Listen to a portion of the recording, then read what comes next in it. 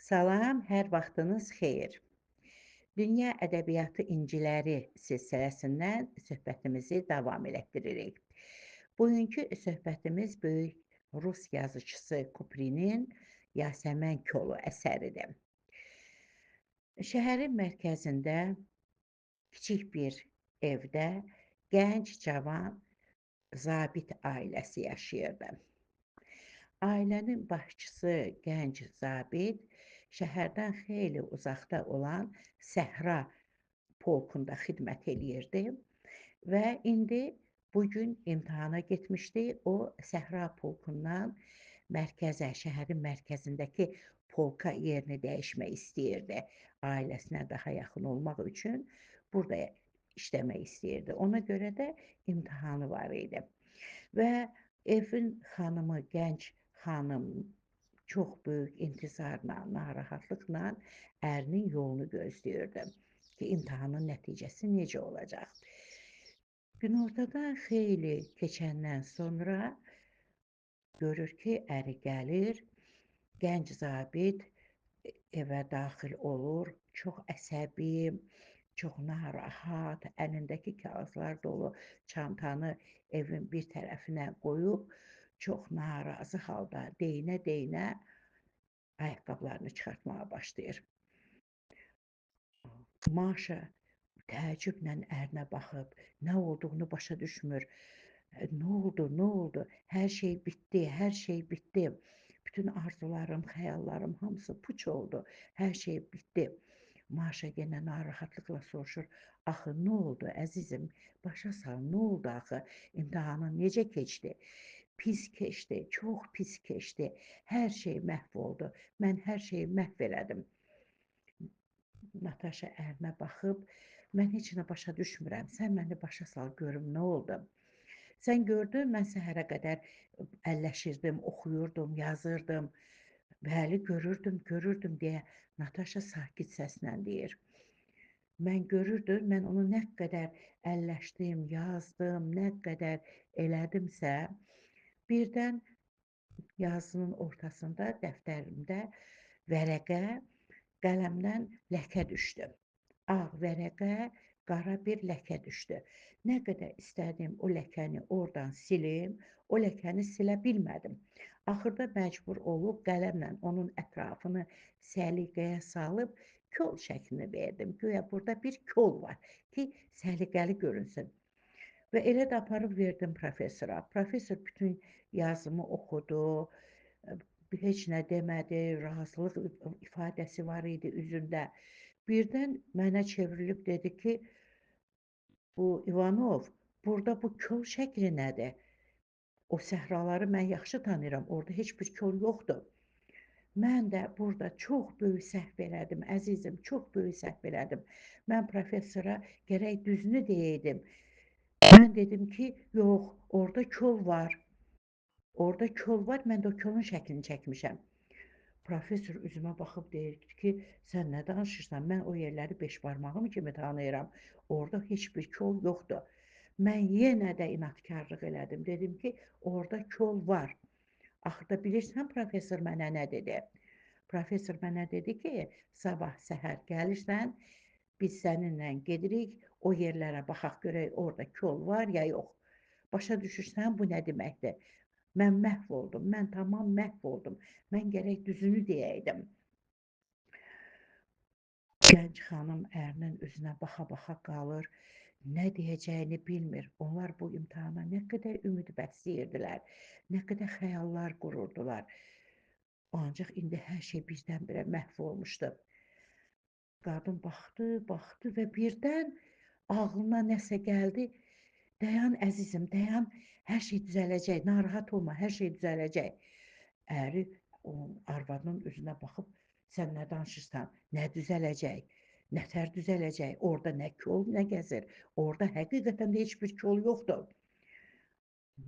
Maşa deyir, bilirəm orada kol yoxdur, bir dəqiqə dayan, tez komotuna yaxınlaşır, başlayır oraları eşməyə və eşəndən sonra əlində özünün bir neçə qızıl üzüyü, bir zəncir, qızıl zənciri, bir də ərinə toyda bağışladıqları sancaqlar, qızıl sancaqlarla gəlir, deyir ki, əzizim, biz indi gedirik, bu pulu kol alırıq və həmin yerdə, sən dediyin həmin yerdə Yasəmən kolu əkirik.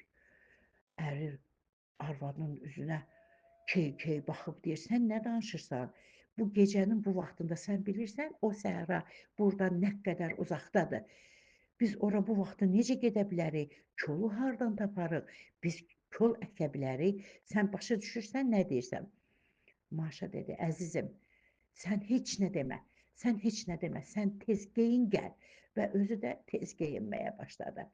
Tez geyinirlər, fayton çağırıb düz lambarda gedirlər. Maşa bütün qızıllarını lambarda qoyur və aldıqları pul gözlədiklərindən də çox olur. Bu onları çox sevindirir və birbaşa təzədən bağbanın evinə gəlirlər. Bağban da artıq ailəsi ilə bir yerdə oturub şam yeməyi yeyir. Nökər gəlib onu çağırdıqlarını deyəndə bağban çox narazı halda durur, gəlir və gənc qadını, gənc zabiti görüb nə istədiklərini soruşur. Zabit deyir ki, bizə 5-6 dənə kol lazımdır, Yasəmən kolu və bu kolları əkmək üçün fəhlə lazımdır. Bağban deyir, siz nə danışırsınız? Bu gecə artıq axşamdır, bundan belə harda əkəcəksiniz? Deyir, filan yerdə, filan səhrada. Bağban deyir, siz nə deyirsiniz? İndi bu mümkündür, bu gecənin bu vaxtında bu zabit bütün aldıqları, Lambarddan aldığı pulları bağbana uzadır. Bağban pullara baxıb bir qədər fikrə gedir. Ondan sonra nökəri çağırıb deyir ki, get fəhlələri çağır və deyinən gələndə özləri ilə 5-6 dənə Yasəmən kolu gətirsinlər. Bəli, gözləyirlər. Bir neçə dəqiqədən sonra fəhlələr gəlir, özləri ilə Yasəmən kolları gətirirlər və Maşa əri ilə həmin səhraya üz tuturlar. Bir qədər yol getdikdən sonra, yəni şəhərdən kənara çox getdikdən sonra həmin zabitin vərəqdə göstərdiyi yerə çatırlar və həmin yerdə tez Yasəmən kollarını əkirlər. Maşa gələndə özü ilə gətirdiyi şamı yandırır və şamın işığında bunlar həmin kolları olduğu yerdə əkirlər. Hətta Maşa sonra daha təbii görünsün deyə kolların dibinə quru yarpaqlar da tökür, quru şeylər də tökür ki, hər şey təbii görünsün, canlı görünsün. Yenə uzaqdan şam işığında bütün kolları nəzərdən keçidəndən sonra evlərinə qayıdırlar. Gecənin bir yarısı, gecədən xeyli keçmiş evlərinə gəlirlər və demək olar ki, səhərə qədər heç yatmırlar. Necə olacaq? Səhər professor inanacaqmı, inanmayacaqmı? Nə olacaq deyə səhərə qədər çox narahat olurlar. Bəli, səhər açılır, yenə zabit sənədlərini, bütün kağızlarını götürüb professorun yanına gedir. Və gənc xanım da çox narahat, dünənkindən daha çox narahat, daha çox əsəbi halda evdə var-gəl eləyir, pəncərənin ağzından çəkilmir, ərinin yolunu gözləyir. Necə olacaq, nətər olacaq, professor inanacaqmı, inanmayacaq, necə olacaq deyib fikirləşir. Günortadan xeyli keçəndən sonra görür ki, bəli, əri gəlir və daxil olur içəri, ancaq bu dəfə ərinin üzü gülür, gözləri gülür. O əlini çantasını bir küncə qoyub, arvadını yerdən qaldırır, qucaqlayıb, evin içində fırladır. Sən dahisən, Maşa, sən dahisən. Hər şey düzəldi, hər şey düzəldi. Sənə görə düzəldi, sən dahisən, əzizim, deyir. Maşa, bir sakit ol, bir sakit ol, başa sal görüm nə oldu, necə oldu deyə tələsik soruşur. Əri hər şeyi danışır. Deyir ki, mən gedən kimi gördüm ki, bəli, professor hazırdır.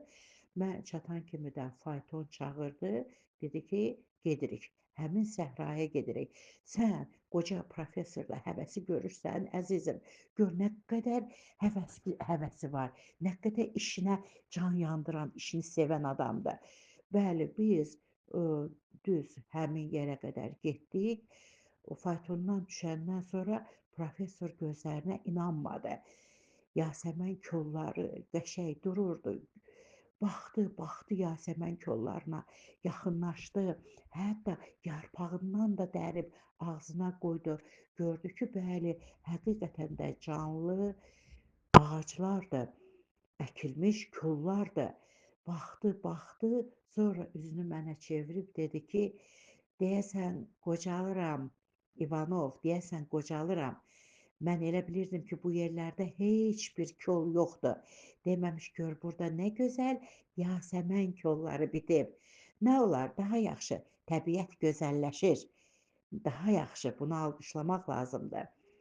Deyib məni əlimi sıxdı və biz təzədən şəhərə qayıtdıq. Şəhərə qayıdandan sonra bütün sənədlərimi imzaladı, mənə uğurlar arzuladı. Hər şey düzəldi, hər şey yaxşı oldu. Çox sağ ol əzizim. Maşınqa, bunlar hamısı sənə görə oldu. Heç mən fikirləşməzdim ki, gecənin bu vaxtında ora getmək, kol əkmək mümkündürmü? Heç bunu xəyalıma gətirməzdim.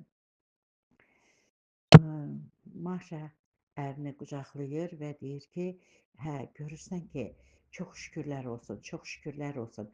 Həm sən işini qazandın. Bundan sonra şəhərdə işləyəcəksən.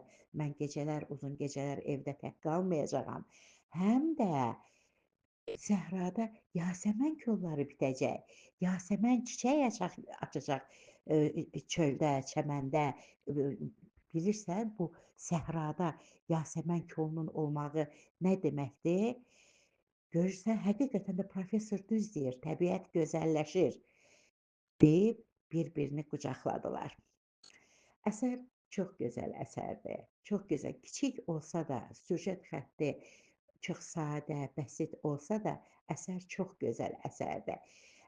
Məncə həqiqətən də qadınların ağlına, qadınların fikrinə həqiqətən də qiymət vermək lazımdır. Çünki atalarımız da deyir ki, ağıl ağıldan üstündür.